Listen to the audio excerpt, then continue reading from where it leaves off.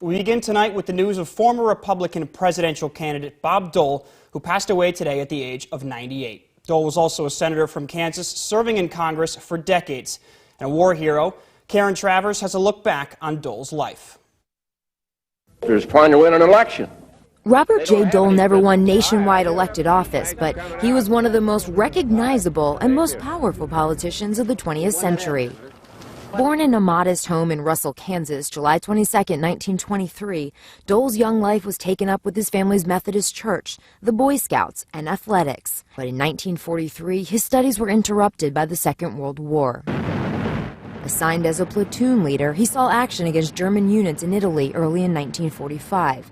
A month into that conflict, he was seriously wounded. It was an experience he would write about years later. For a long moment, I didn't know if I was dead or alive. I lay face down in the dirt, unable to feel my arms. Dole was in and out of hospitals for 3 years, and he never regained the use of his right arm.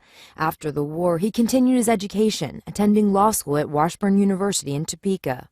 18 years later, he was elected to the U.S. Senate, where he would emerge as a powerful national figure. Americans got their first close look at the ambitious lawmaker in 1976, when President Gerald Ford chose him as his vice presidential running mate. Although the Ford-Dole ticket was unsuccessful in its bid for the White House, the senator eventually rose to become Senate Majority Leader in 1985. Dole's name became a standard in the race for the Republican nomination for president.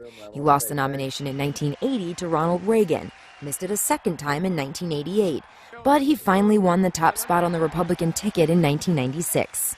But running against an incumbent president, Bill Clinton, during a time of peace and prosperity, turned out to be an impossible obstacle. Reflecting on his own success and the injury that shaped his lifetime, the senator once said he hoped he could be an inspiration. It's a message to all the people with disabilities. If you just hang in there, you're going to be able to cope with it. Karen Travers, ABC News, Washington. Speaker Nancy Pelosi ordered the Capitol flags to be flown at half-staff to mark Senator Dole's death.